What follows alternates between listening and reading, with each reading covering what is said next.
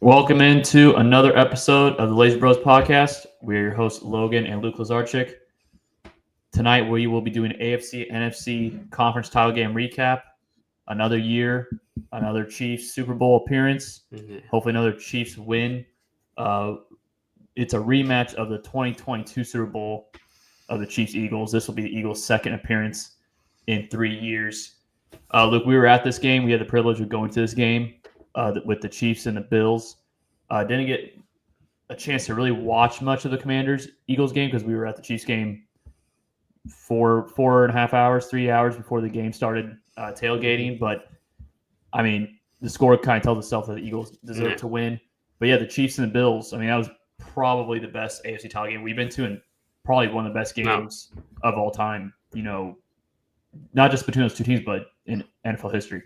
I'd say just the stakes, everything. Mahomes, Allen. I don't think I'm going to enjoy a game in person for a long time. Just this back and forth. Both quarterbacks played great. Chiefs had some great coaching, which I think pushed them over the edge. I think that's really the storyline in that one side had great coaching, the other had some solid coaching, but missed in key parts. But just a terrific game and a terrific experience. It was awesome. It was awesome. Yeah, I don't want the referee stuff to take away, from the game, but the game itself, I mean, and let's just start off with the Chiefs game. Let's just kick it off with that game, and then we'll go to Eagles. I mean, the Chiefs offense, I mean, they got anything that they wanted to, especially in the first half, scoring 21 points. I think they scored on 3 of 4. I mean, the last possession was a kneel down, so I don't really count that. Mm-hmm. But, like, the entirety of the game, the Chiefs really could do anything they wanted to. I believe all but one possession ended on Buffalo's side of the field if you take out the kneel down in the first half. I believe the Chiefs got over midfield every single time that they had the ball. And I think this game came down, you just talked about it. I think coaching was the biggest difference in the outcome of this game because I think both teams, Bills had 6 penalties, Chiefs had 5. Mm-hmm. The passing yards are pretty close. Rushing, Bills, we talked about beforehand that the rushing game was key for the Bills to win this game. I thought they ran the ball really well, especially in the second half when they actually got to run their offense. Because in the first half, the first drive, Josh Allen has 2 very interceptable balls thrown, and then they really are playing catch up the entire time because then Chiefs score a touchdown right out of the gates, going 90 yards pretty quick. And then the Bills basically have to play hurry up because they're down 21-10 late in the first half and they get a touchdown, but Josh Allen has to do most of it with his arm. So they didn't really get to run their full complementary offense that they wanted to in the first half. And once they got to run in the second half, that's kind of when you saw that they kind of exposed the Chiefs' run defense a bit. No, yeah, it's a great run offense. James Cook had a great game. Yeah, he had 13 carries for 85 yards. And, talking about the coaching, that drive, first play, a pitch to Ty Johnson with James Cook's having a great game. First, why are you doing a pitch? You're talking about the final drive? Yeah, the final drive. First, why are you doing a pitch? And 2, if you're doing a pitch, why is it not to James Cook? So there's things like that. Obviously, just the Bills going for 2 was ridiculous. They sucked at it. They couldn't, even though I do think Josh Allen got that one. I didn't have a problem. Are you talking about the end of the first half? I'm talking about, now I'm just talking about them going for 2 and their failure to go for 2. Just, even when they scored touchdowns, they had to get a 4th and goal touchdown, really poor play calling. They couldn't get the QB sneaks right, which is wild. I do think they got that one that they did not, but you still you got to get. And the thing is, you're putting the game in the ref's hands by. You can't see the ball when you're doing these QB sneaks. I don't hate the QB sneak call. Just I don't hate it, but operate it. No, yeah, I'm saying operate it, run it well. Look at the Eagles, do that, run it well, and they didn't do that, and that was huge. But then you go on the other side. The Chiefs really didn't run it well. Meanwhile, the Bills did when they did run. Kareem Hunt, 17 for 64, under 4 yards per carry. Mahomes under 4 yards per carry. Pacheco under 2.5 yards per carry. But, the Chiefs' offense just did what it did. It was efficient. Biggest play was 31 yards. This Juju, which is just like a crosser where he got open. Well, But Juju, besides that, the two longest, he had a 31-yarder and a 29-yarder. and a He had 30. the two longest catches. 31 and a 29. So, I mean, it was just the Chiefs just did what they do. They did what they do. It's just Mahomes took what he got, but whatever the Bills gave him, he took it. He ran big on big plays. It was classic Mahomes of these past couple of years where he doesn't have the offensive repertoire around him. And it's very Brady-esque. He just did everything he had to do. And meanwhile, the Bills, they could have won, but they just screwed it up again. And it just shows, I mean, the Chiefs coaching is the best in the league. You have the best coaching, best head coach, who's also best offensive guy. Then you also have the best defensive coordinator. Then you also have the best quarterback. I mean, and then just everyone else doesn't screw up. And that's how you win the big game. And it was awesome to see. And the Bills are still a great team, but they got to find a way to get over this hump with the Chiefs because it's getting ridiculous. Like, at least the Bengals beat the Chiefs once, but I don't expect the Bengals to be in Super Bowls. But I mean, Chiefs dominance continues, and it was just classic. It was just classic of like all what normally happened. Yeah, and I think there's a stat where there's been no quarterback that's lost to another quarterback more than two times in the playoffs, and Josh Allen's 0-4 against Mahomes. Now, I don't think that's well, a no, Josh I think Allen Manning stat. lost to Brady 3 times. No, but I'm saying before. No, I thought he only lost to Brady twice. I'm pretty sure he lost him 3 I times. thought this was the loss that put Allen in first place in losses. Okay, and like I don't think that's a Josh Allen stat. For me, the Bills. So we talked about after the game, Joe Brady and all that. His conservative play calling. And the point I'm going to make right here, it's not going to make sense when I first say it. But do you remember when we were talking about Caleb Williams early in the season? Not like he had X amount of weeks where he didn't throw an interception. Yeah. That wasn't really a stat where it's like, oh man, he's taking care of the ball. It was more the fact that he wasn't taking risks. Yeah. He wasn't laying his talent, and he wasn't playing free flowing football. The Bills had 9 turnovers this year, and I think that albeit because they were a very turnover prone team last year, and Josh Allen's been a gunslinging quarterback. But that's what makes Josh Allen is the fact that he can make any play, any throw. And when you're limiting him to screen passes and run, like what's the point of having Dalton? What's the point of using a first round pick on Dalton Kincaid and trading for Amari Cooper if you're throwing screen passes to Shakir, Curtis Samuel, you're throwing screen passes to Amari Cooper, and you're having Dalton Kincaid as a blocker? What's the point of getting those two players and just throwing? Like, I don't think Joe Brady's that. To be honest, in my opinion, I do not think Joe Brady's that good at OC. He got the turnover plays out of Josh Allen, but I think I'm not going to say he's not a good OC. I think that's a stretch because they still scored 29 points. Okay, but I don't think. But that doesn't mean he's not a good OC. His game plan, I just think he's too conservative. I think there may be he doesn't trust the weapons enough. I think that's definitely in there.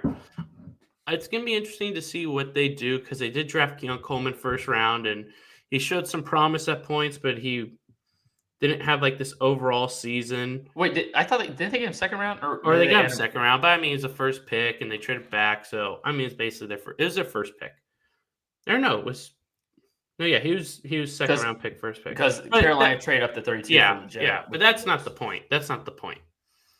It's just that it's very interesting what they're going to do because I feel like they need a weapon, but like you've invested a pick in Kincaid, a high pick in Coleman. You traded for Cooper. You barely give anything, so that's not much. You have Shakir, who's nice. I think the Bills need another superstar. I'm not going to say Joe Brady's not a good OC. I think that's ridiculous because he did lead a great offense this year who was great at running the ball, had a good passing game, but they got rid of Diggs, and you saw that was good, but they just didn't have that field stretcher like they usually do. Maybe that's Keon Coleman has a second-year thing. I mean, we'll see. He didn't really – Keon Coleman, I'm not going to label him a bust, but he really didn't have a stretch where you saw like him improving. I mean, he played – I think he got hurt. So what happened was he looked good in October, and then I think he hurt his foot. And then when he came back in December, he just wasn't really the same. And so maybe it was that foot injury was big because he had a couple nice games in a row. 4 for 125 against Tennessee. Next week, 5 for 70 and a touchdown against Seattle. So maybe he gets a full offseason, no injuries, he becomes that guy. Because I think I saw Brandon Beane said something about how he thought Coleman was going to do better after the injury, but he didn't.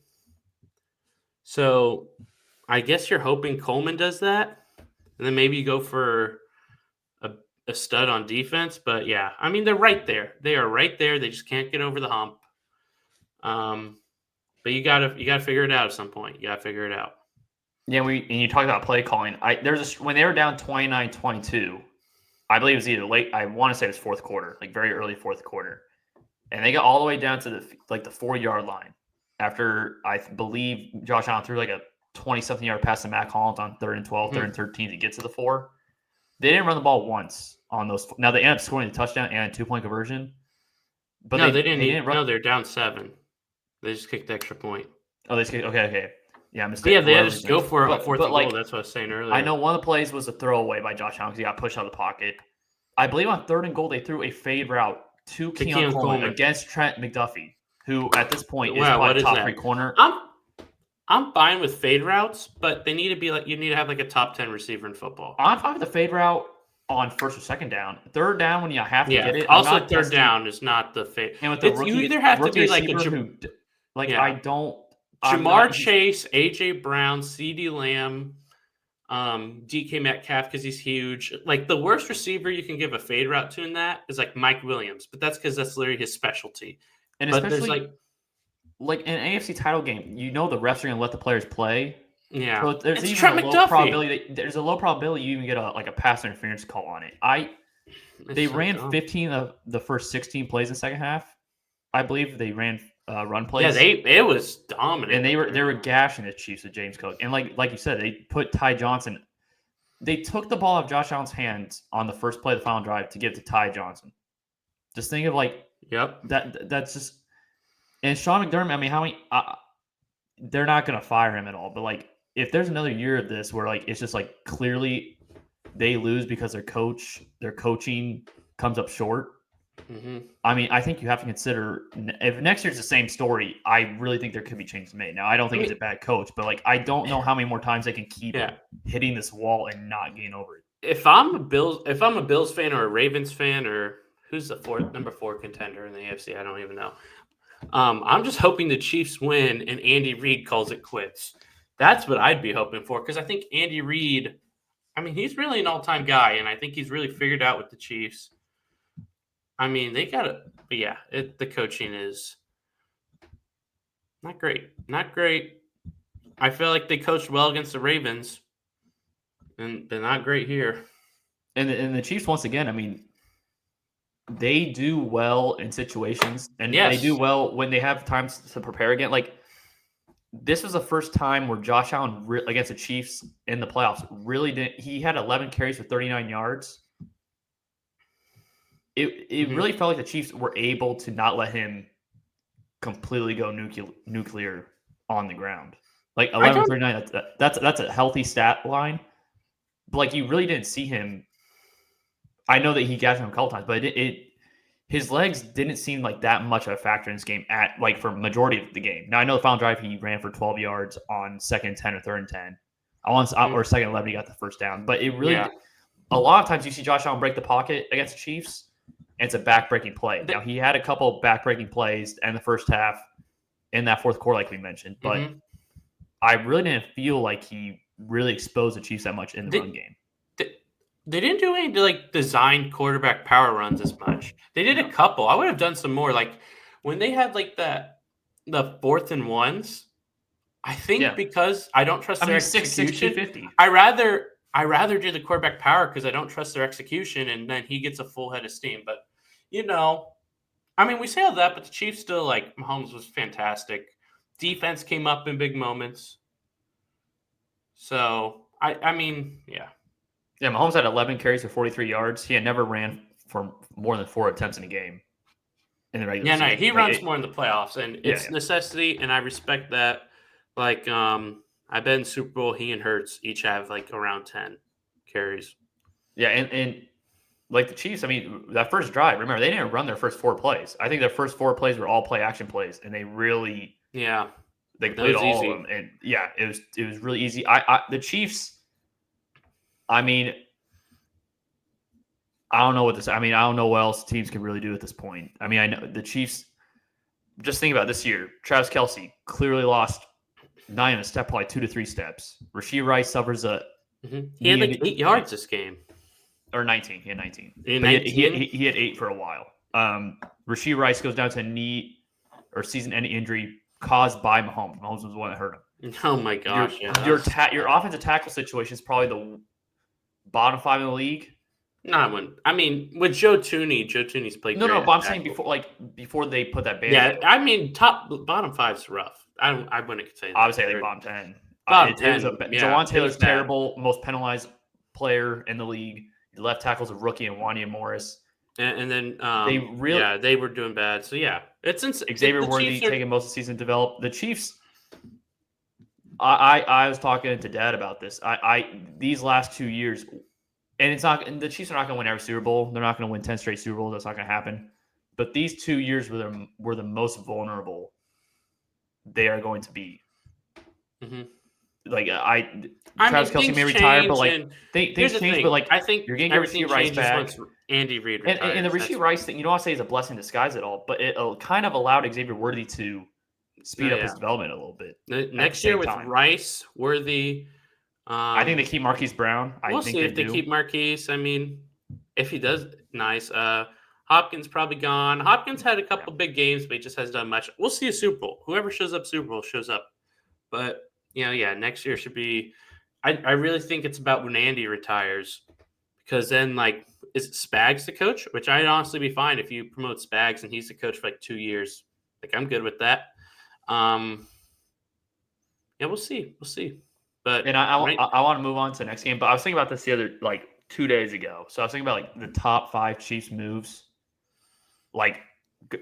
So number 1 is hiring Andy Reid. 2 is getting Patrick Mahomes. Now that could be 1A, 1B, or you can make if you really feel like Patrick Mahomes really was the reason the Chiefs were this good, which I think they both needed each other.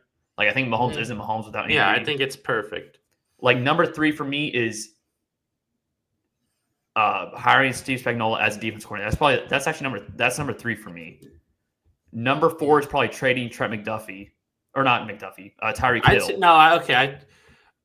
Drafting Chris Jones, I think I would put at 4 or 3. Trading Tyreek Hill, trading up for McDuffie. That's what I was going to have. I was going to have trading Tyreek Hill and then trading for McDuffie. That was going to be my 4 and 5. Yeah, those are good. But I think hiring Steve Spagnuolo. I mean, remember we had Bob Sutton. Signing Thuney is up there. Yeah, Bob Sutton. See, Steve Spagnuolo, he Trent McDuffie, great player, but the system that Steve Spagnuolo brought into this Chiefs team, the defense before that Spagnuolo was there. I mean, he completely. If you're you're a football expert and you're a Chiefs fan for years, if you don't know the pain that's Bob Sutton's defense, it personally, we were there firsthand for it. It brought me much. We saw him put Justin Houston on Antonio Brown. I don't want to talk about that. I can. It's been enough time. We won. We could win his 4th Super Bowl. I should let that go. Yeah, but like I said, I would have Steve Spagnuolo hire as a number 3. And just you can argue that what he's brought, this defense. I mean, Trent McDuffie walks in rookie year under Spagnuolo's tutelage, earns an All-Pro. He earned an All-Pro last year. I mean, he's a top 3 corner. Mm-hmm. The development of this defense and the players they brought in free agency, everything's hit for the Chiefs. So like I said, it's going to be tough to. I'm not picking against the Chiefs. I hope you learned your lesson and won't pick against them. I mean. I did the one game they lost this year. I did pick against them. Or I'm not counting Broncos. Did I pick Bills in that game? No, you didn't. Okay, I guess if I was betting man, I'd be 15-1. Yeah, because I wouldn't bet final week because they had their back. I mean, I just picked. See, that's the thing. I pick what I think is going to happen, and I don't. Well, I thought the Chiefs. I don't do a single. No, but I have. When I make a pick, I have zero bias. I feel like I do very well with not having bias. At least. And I thought the Bills were going to win. And they very well could have if their coaching was better. And I thought the coaching after what I saw against Baltimore was going to be much improved because I Well, don't even think against people Baltimore get. wasn't good. No, I think the coaching against Baltimore is great. I disagree completely. I think the coaching against Baltimore did not get nearly enough credit. And then the coaching has not been talked about enough for how bad it was this time. I disagree with you. I think the coaching against Baltimore was very great. My argument for that against that is just the fact that the first half they coached really well. The second half they kind of got away from what it was kind of like this game. They kind of got away a little bit from what they were doing well. I think they did fine. I think they just let the clock burn enough. And worst case scenario, Josh Allen had the ball tied. Yeah, that's true. Minute and a half left. I think it was 1 or 2 timeouts, so they were in a pretty good spot. But yeah, Chiefs reaching the Super Bowl. I mean, I don't know what else teams could really do to stop them, but the Bills will have to go back to the drawing board. We'll see what they do. I think they're going to have to go defense in the first round, and we'll do a mock draft episode here in a few weeks, maybe after the Super Bowl. I do think the Bills proved something because I remember in last offseason you're saying that their Super Bowl window is done. That's not how it works in the NFL. It's not how it works because we saw them. They proved no, me wrong. You said it was dead. They proved me wrong. But I'm still gonna stand by Super Bowl. San Francisco, I think the Super Bowl window is okay. Well, they had that's injuries had a huge part of that. Injuries had a major. No, part but this upcoming season, they're gonna have a bunch of turnover on that roster. Okay, but that's fine. The Bills proved me wrong in their Super Bowl window, but I still think the Super Bowl window in general in the league is still I still stand. No, I disagree because I think Super Bowl windows are much more open than we think. I think it moves teams. Look at Washington. That's all of a sudden they're in a Super Bowl window out of nowhere. It happens that quickly. And so I think that's wrong. The Bills, they made nice moves, but did they get one super insane player this offseason? No. And they were still right there to possibly make the Super Bowl. So I don't think that's how Super Bowl windows work. They don't just close unless you have terrible non-risking management like the Bengals. The Bengals, unless they change stuff, I think the Bengals have problems. And I don't think they're getting solved because the organization's a mess. If your organization's not a mess, Super Bowl windows can stay open. I disagree, but I get the point that you're making. So I get what you're saying, but I just, for me, I think we've seen before that windows, the Bills proved me wrong, and I doubted Josh Allen a bit. But he's top 2 quarterback. You probably thought the Eagles window was closed. They make one move in Saquon, and now they're in the Super Bowl. I was much higher. I was much higher on the Eagles after they got Saquon move. I was much higher. I never saw their Super Bowl window close. Windows don't close. They don't close when you have a superstar quarterback. Well, no, that was the point. That was the point I was about to make. Is Josh Allen when you have a superstar quarterback? But for me. And this is off topic, but the 49ers, I don't believe they have that quarterback. They had a ton of injuries. That's completely different. But they don't have that quarterback, in my opinion. I'm not saying Super Bowl windows get closed. And a lot of injuries, and it's a much older roster. I think their Super Bowl window has closed, especially because you just talk about the that's different. Their whole roster got hurt. I'm not just saying about this year. I'm not just saying this year. I'm saying in general. I mean, sure, but their whole roster got hurt, and that changed literally everything. Okay, I'm not saying the window just for 2024. I'm saying next year and maybe year. Yes, I understand, but their injuries affected. No, I absolutely agree with that. I'm not saying that their window because their best player. But oh my God, you're still not getting what I'm saying. They're losing a player's impact in McCaffrey, who's probably for multiple years. So that's completely different. Who could have been if he didn't get hurt? He could be a great running back for 5 years, and he's so good he changes everything. So no, I think that's completely different. There's Trent Williams who's old. And but I'm talking about McCaffrey. I think you could get over Trent Williams. The McCaffrey thing's so tough. I think that's completely different. Injuries affected so much. Let's talk about the next game, Eagles, Commanders. Like I said, we didn't really get to watch this game. I just watched the highlights earlier. Eagles, Saquon scored on his first carry for 60 yards. He had a touchdown on his first 2 carries. The Eagles ran for 7 total touchdowns. This game I totally misjudged. I fell into the Jaden Daniels is going to be able to carry the Commanders over the Eagles trap. I really fell into that. Wasn't really like what I was seeing from Jalen Hurts. But the Eagles, like I said prior to picking that game, everything points to the Eagles should win that game, and they ultimately did win that game. But when I made that pick, Eagles clearly had the better roster, but I don't trust the quarterback. I didn't trust their head coach, and I thought Jane Daniels would be able to do enough. The Commanders were simply outmatched in this game. No, yeah. Simply put. I mean, that's how I felt. This game surprised me nothing at all. This is like, oh, this makes total sense. I think Jalen Hurts been pretty solid in the playoffs. And now we really didn't get to watch it, but 20 for 28. 246 and a touchdown, ran for 3, a lot of tush pushes. But, this is what I expected. They're a much better team than Washington was not a good team. They just had like I said, I totally fell into the Jane Daniels being able to carry. That's like I agree with you that asking a rookie to carry a team like that is absurd, especially against such a talented Philly team who is more talented than the Chiefs. I think we say that. Yeah. But they're so talented. Throughout the entire playoffs, they probably had the best roster in the entire. Like even entering the playoffs, you could because the Lions were so beat up. Chiefs, there's still question marks on some points of their roster, left tackle, all that. The Eagles have the most talent, and that was a point that I made before the season is that we were talking about Eagles, Cowboys, and Eagles have now. We didn't know if that talent would work out, of course, but their talent is immense, especially on the defense side of the ball. I mean, Jalen Carter, he's probably the second best defensive tackle already in the league behind Chris Jones. I don't know, he's insane, and I mean. Yeah, they're good everywhere. I still don't trust their outside rushers as much, even though they may get Brandon Graham. Nolan Smith's taking a Nolan step. Smith's pretty good, but I mean, he's not like that stud yet. He's pretty good, but I mean, I think right now, as of today, it's inside where their talent is. And I don't mean to cut you off, but your edge rushers don't have to be that. They can be decent when you have that interior defensive line. No, yeah. I think that's what's a big part of it. Great corner play from 2 rookies. The weapons, A.J. Brown, 96 yards, Goddard, 85 yards, and Devontae Smith, 45 yards. I mean, this team is talented. Best offensive line and best defensive line in the league, you can say. I don't know if they're best defensive line. There may be others. I'd have to really look at it. They're 13th in sacks. Even though sacks isn't everything, not put them as the best defensive line because I don't think they have a second star. I think they have 1 star, Jalen Carter. And then they have a lot of nice guys.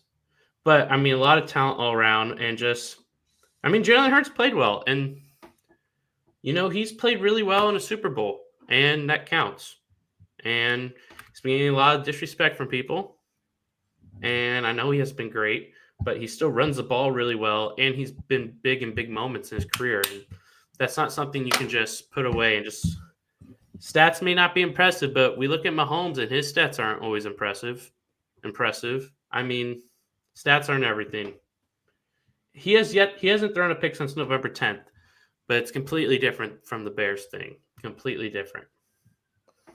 Yeah, this was clearly by far his best game in the playoffs.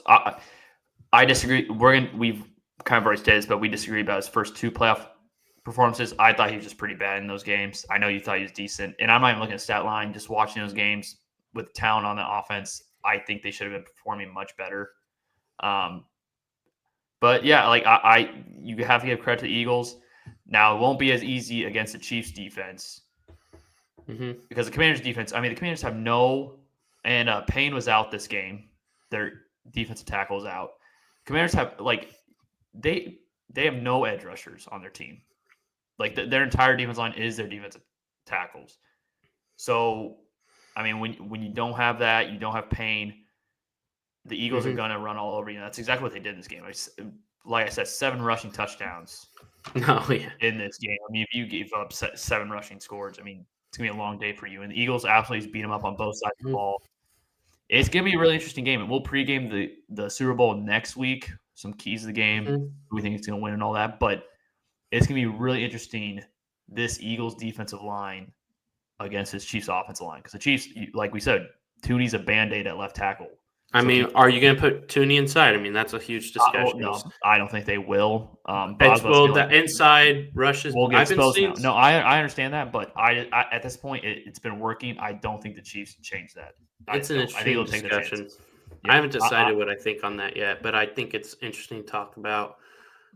I think Tooney's been amazing at left tackle, much better than what they've had at their alternatives throughout the season. I don't see them changing that at all. So we'll see. You may if take Jalen a hit Carter, you may take a hit on the interior offensive line, but I think the Chiefs, I think they'll be able to hold up. And I don't want to get too much into that because I don't want to give a preview of the game yet. But I do think it is an interesting matchup in the Super Bowl is the Eagles defense line against the Chiefs offense line, and kind of how that can the interior Eagles defense line. Yeah, no, you're giving a lot of a preview here. Yeah, I apologize, but yeah, like the command. And let's talk about the Commanders because we haven't really talked about the Commanders. I mean, their future outlook, it's very bright. I do think, and we've talked about this before. I'm a proponent of always hire offensive-minded coach as your head coach because if you have OC that's really good, they're going to get picked off. Now, Cliff Kingsbury, he's going to stay next year, but if Commanders have another really good year, he will leave after next year. Here's the thing. If Dan Campbell if Cliff Kingsbury was the head coach, because again, I like to say that head coaches do way more than we think, and I don't like when you say like Nick Sirianni does nothing. I think we personally don't know. I somebody's asked the question, what is it? But you don't know what he does, but you act like you do. You don't. You don't know what he does. There's so much more to a team and then just calling plays. There's so much beyond our comprehension. So I think that's the most irrelevant garbage. I truly do. But if Cliff Kingsbury was a head coach, they're not in the conference championship game. I agree with that. I do. Agree with that. So I still think that argument's null and void. I don't agree with it. I just won't. But, I mean, yeah, they have Cliff Kingsbury another year. That's going to be really interesting. They have a lot of cap space. Don't go get T. Higgins. I really like T. Higgins. You can go get 2 really good defenders for what you'd pay T. Higgins. Or you can go get some linemen for what you pay T. Higgins. Don't get T. Higgins. You don't need T. Higgins. Look at the Bengals. They missed the playoffs. I saw a report, and I'm kind of curious what you. So Garrett Wilson, there's a report that he still may request a trade. Is that a player that you think the Commanders? And I know you're more on side of you don't have to give Jay Daniels another receiver, but Garrett Wilson is. That's about different. 2 more years. Would you? Yeah, that's different. Would that be something you'd be fine with? That's completely different. He's cheap, and he's proven. So it's not like you draft a guy and then you don't know exactly what he is.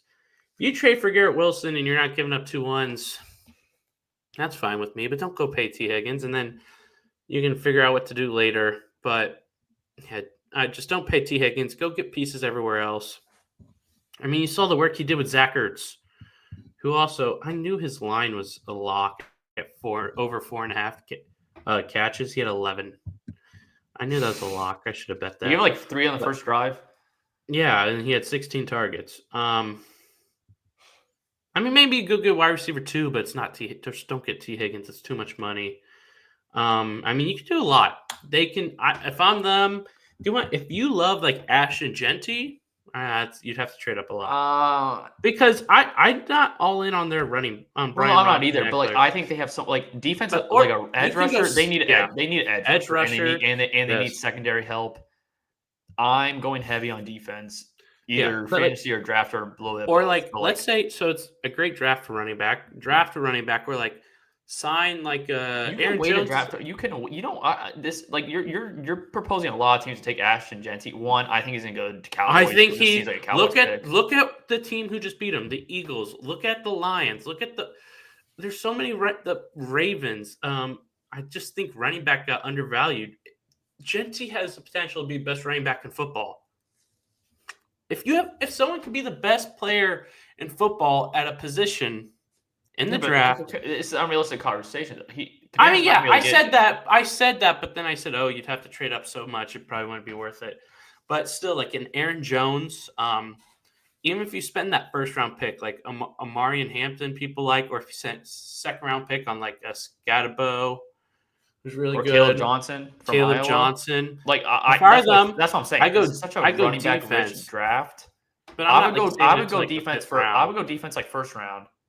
Probably defense. I may go defense. I may go defense first. But if you're depending signing on what I do defense in the offseason, well, yeah, that's what I'm saying. depends what you Depending do on in what the I do in offseason. free agency. But yeah. I'm just going to say make a priority on defense.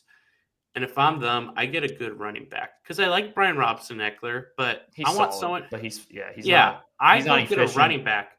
If you go get a nice running back with Daniels who can run, look what the Ravens' offense was with adding Derrick Henry for Lamar. Go invest in a good running back either in the draft or in free agency, and then just go on defense. The offensive line was pretty good. Maybe get one more. You probably have to get another offense. The offensive line, I think it was good this year, but I think it played above its level a bit. I mean, you go get an offensive lineman or two, but then I'd go offensive lineman or two. I'd honestly sign De'Ami Brown back. Played well. Develop him. That's probably cheap. Then defense it up.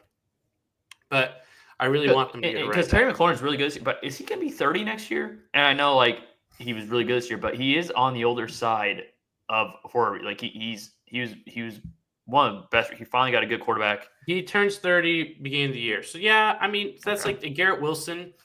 And I think I think he's a 1, but I think he's like a low end 1. So it's like low end 1s can win the Super Bowl. No, Xavier Worthy. I think they should get.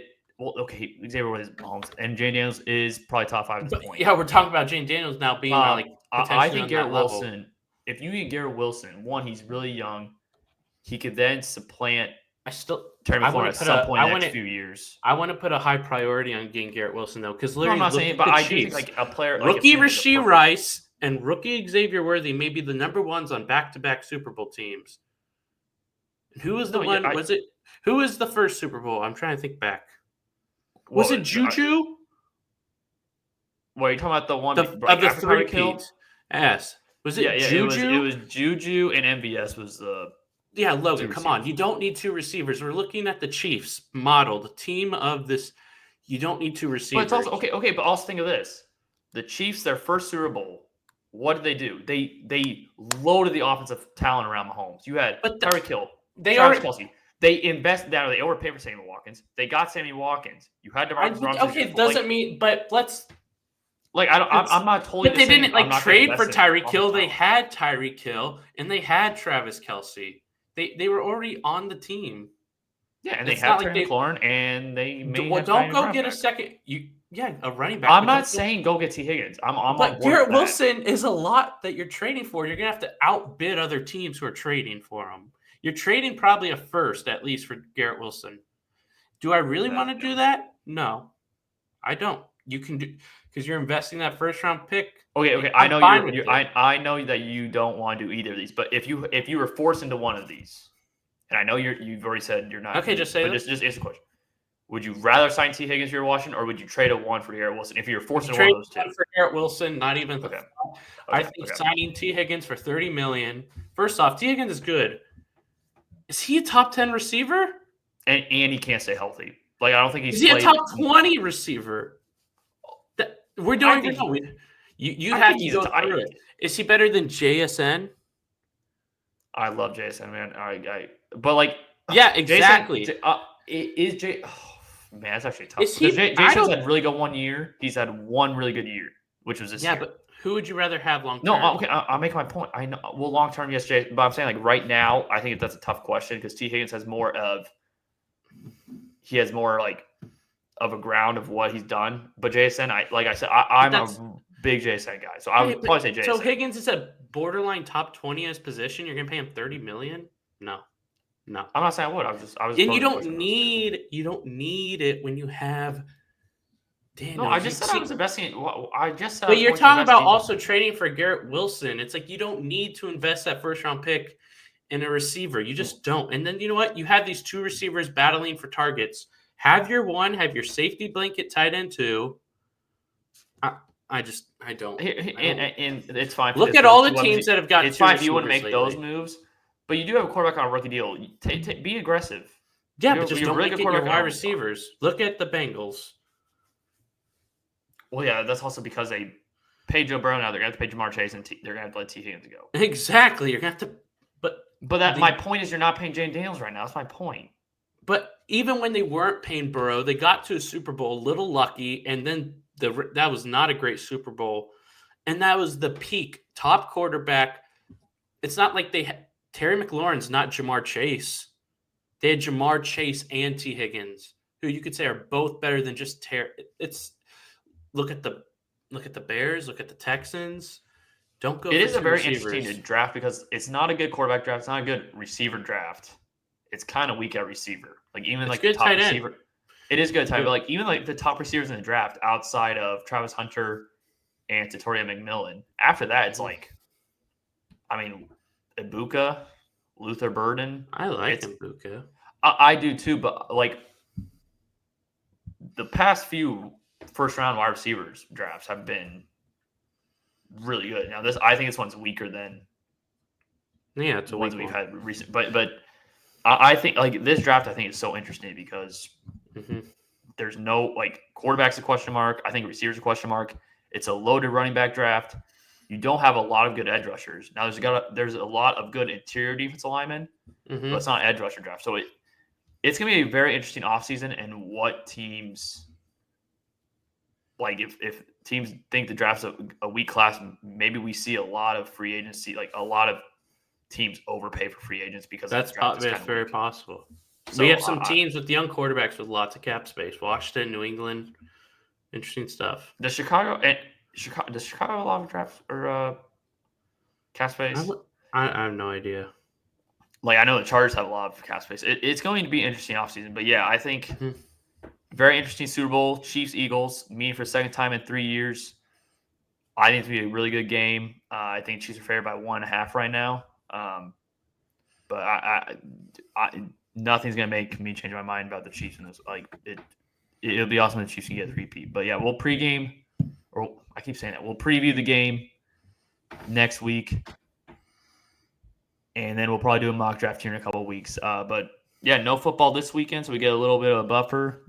And once football season's done, I'm probably gonna start pivoting to some college basketball. I haven't watched a lot of college basketball this year. I've gotten slowly into it as the football season's kind of faded, but that'll probably be my next focus is Mhm. March Madness, and then during that time is also NFL Combine and draft season. So, and the Senior Bowl is going on right now, so you kind of hear some rumblings in that as well.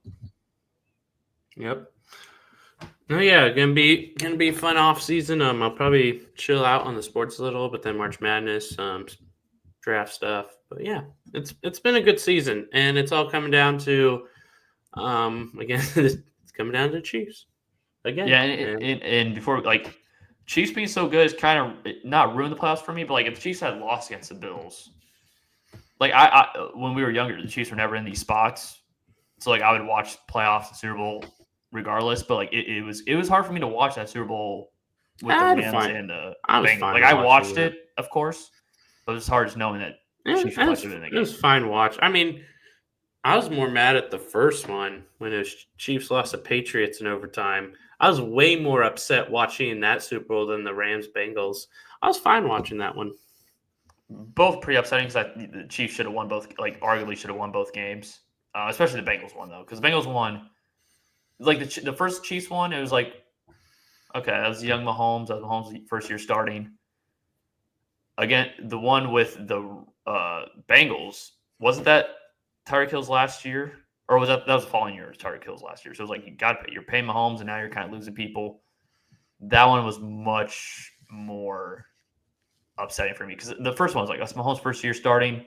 The Chiefs have something, but like the I was one more with the upset Bengals, that one. I don't. I was more upset that one because I'm convinced the Chiefs win that Super Bowl 95 out of 100 times. The Rams Chiefs well, after I think the Bengals Chiefs beat lost. Rams both years. I mean, I do think Chiefs would have won, but not as much. And stuff seemed a little off. See, Because something you could seemed off. but you could No, but you could also something say just the seemed Rams. off. You could also say the Rams were very lucky to win that Super Bowl. No, They yeah, almost you blew the game could. against Oh, yeah. Tampa, and it was Matthew Stafford's first year. Something just I felt like the Rams were gonna.